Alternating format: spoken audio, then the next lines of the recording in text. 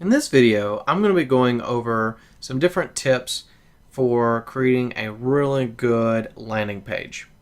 Well, I was going to go over some of my personal tips, but I found this article on HubSpot's blog, which is really good about landing pages. And also, the reason I wanted to kind of go over it from their blog is that they do a really good job and are a really good resource for things like SEO and content marketing and different things like that, creating landing pages. There are software, if you're not familiar with them, there are software for creating basically lead generation and different things like that, automated marketing or marketing automation, I guess is the correct term, different things like that. And so they're a really good resource. They've got a lot of great stuff out there. They've done a lot of content marketing stuff that's actually really useful for web design and also for marketing, digital marketing in general. So let's just I'm just going to hit the highlights here, but this is basically 11 simple but critical tips for creating better landing pages. And I love their image here of a penguin that is coming in for a landing. And that's actually one of tip is to have imagery that corresponds with your actual post or your landing page. And so let's kind of scroll on down here. This is some of the critical elements of an effective landing page, and this is actually very true. A headline and optionally a subheadline, but it really helps. What this is. What did people come to? A brief description of the offer and what they can get. This is a free demo or a free download, whatever it is, and at least one supporting image. That's what they're talking about here, and that's really good because again, 1,000 words can be said with one picture. And it can really be effective in convincing people to do that. You can also have testimonials or product testimonials, different things, client testimonials, different things like that. Security badges are really good because it kind of puts people at ease that, okay, this is actually secure and they know what they're talking about. And obviously you need a form to capture people's information. And that's what you're looking for, or a buy now button or whatever you have. And they have this suggestion. This kind of goes against my natural instincts because I love having the navigation up there, but it makes sense and it actually is effective. And that's to remove the main navigation, because what that does is it focuses people's attention on this. They can't go anywhere else. They have to stay here in order to find out all the information they have. And you've carefully crafted this, hopefully, the messaging in this so that they fill this out. And so it's really a great way to kind of keep people focused right here, because if they click out, most of the time they're probably going to either abandon it or they'll come back later, but you're not going to get it right now. And a lot of times they will actually abandon the page altogether and they'll think, maybe I'll do that later. And it's a good excuse to leave when you have that navigation. Another thing is, match the headline and the landing page to its corresponding call to action, which is very important because, in their, let's say that this is their Google search result here, or maybe this is a Google ad, and it says easy to use, get a demo now. And then that's the ad copy, and then definitely not your everyday product demo. And they say they have consistent messaging here so that people, okay, yes, this is what I'm here for. So you don't want to have, get a demo and then it's like, well, we're not going to give you a demo, or don't even mention anything about a demo in the actual copy, and you're like, our software is great, our software is awesome. No, if you mention a demo in your ad, you need to provide a demo on the actual page, or at least mention that. All right, and again, less is more. In this example here, this picture here, you can see that they've got all kinds of text and bullet points, and it's just way too much information. Whereas over here, it's got some good bullet points, enough information to support it. They've got some of their partners and easily recognizable brands and different things like that. That's a really good way to do it. They've got their image. That's a very succinct, simple and easy, but yet very effective landing page right there, because it gives you everything you need and focuses your attention on that. And it's not like, oh man, I got to read all of this. No, it gives you just what you need. All right, and then emphasize the offer's value. If you have, let's say you're giving away an ebook that is normally $100 and you're giving it to them for $50, point that out. Or if this is something that you're giving away or selling for a discount, or emphasize the value. If this is how to get found online, important design and usability, tips for creating awesome content, this is kind of stepping through. This is your proposition. This is what you're going to get out of this, and that's very important. And so that really helps. Encourage social sharing. That's a way to really boost the virability of this, if you will, is have an easy way to share this. Say, hey, look, share this deal with your friends.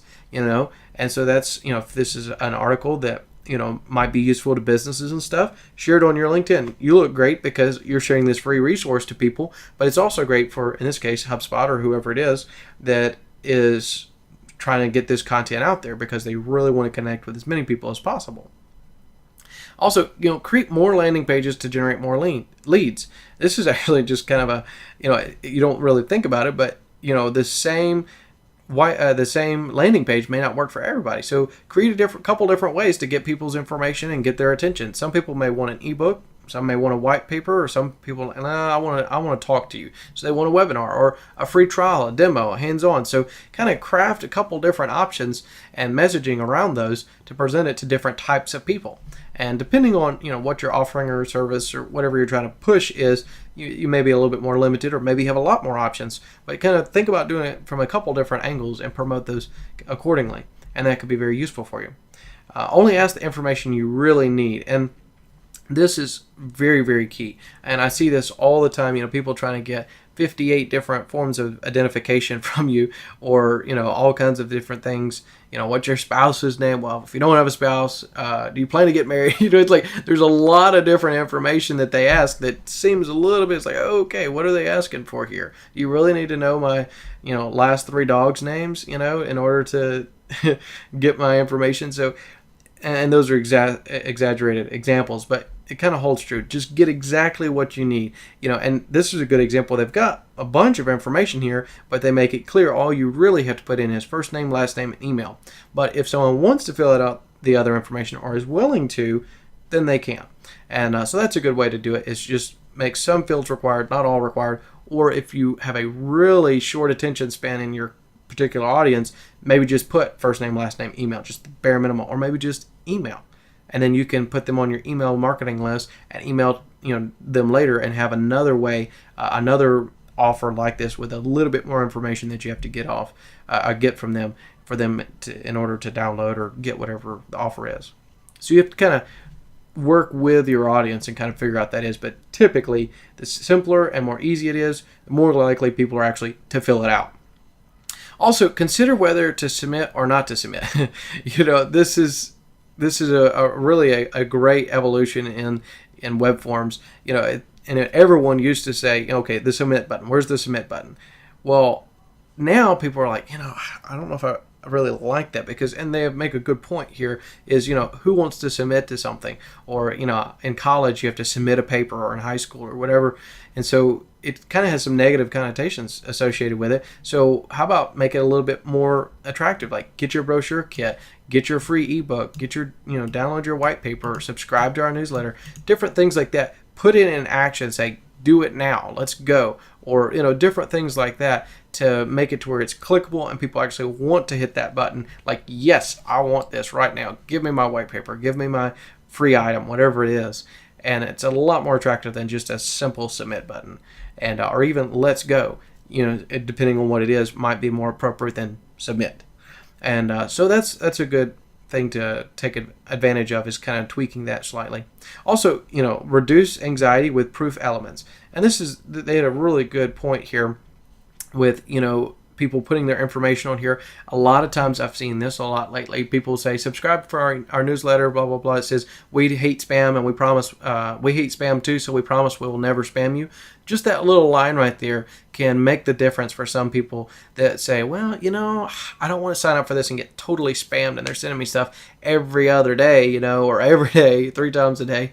That's a huge aversion that people don't want to sign up for email lists because they're worried that they're going to be spammed or get tons and tons and tons of stuff. So be clear up front, we're not trying to spam you. We're not trying to, take advantage of you. We're not going to sell your information online, different things like that. And so privacy message, different things like that, even, having a Norton secured or different things like that, different banners and different things might really help with actually people being able to trust you and therefore put their information in, and they'll feel better about it.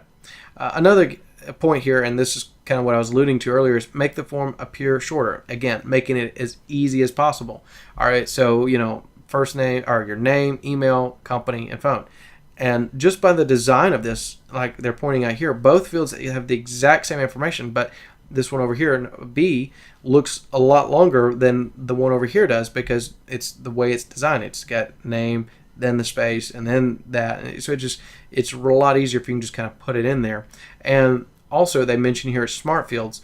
That's a really good way to do it. So let's say you put in, instead of asking for someone's address, say put in your zip code, and it pulls in their state as well. So just different things like that. So there's a lot of different ways to make it as simple, easy as possible. One other tip, and I don't know if they mentioned this here, but is having conditional logic. So if you need their first and last name, their information, and then for some reason, if you do need their spouse name, instead of having spouse name where they're like, oh, but I'm not married, well, what do I do here? What do I put in here? Well, what you can do is say, first name, last name, your information, are you married? And yes or no. If they click yes, then it then pops up the fields for your spouse's information or your child's information or whatever. However, if they click no, nothing else pops up and they can continue down the field. And so that's another good way to do that. But there you go. That's some tips from HubSpot and a little bit inserted from my own personal experience there about creating good killer landing pages. And again, HubSpot is a really good resource. Copyblogger is another one that is a good resource for you to go and just get really good examples. I mean, just looking at some of their pages are a really good example, but also they have a lot of content geared towards that. And the more you read up on it, the more you explore and start looking for landing pages and stuff like that, maybe click on a few advertisements and see what they do and where they go and see how effective it is on you and different things like that. And then implement those on your own site. So again, there you go. That's some of my tips and tricks for creating a landing page brought to you by HubSpot. And again, they are a great resource and highly recommend them. And it's blog.hubspot.com if you want to go read more about marketing and SEO and online conversion and lead generation, stuff like that. Great resource.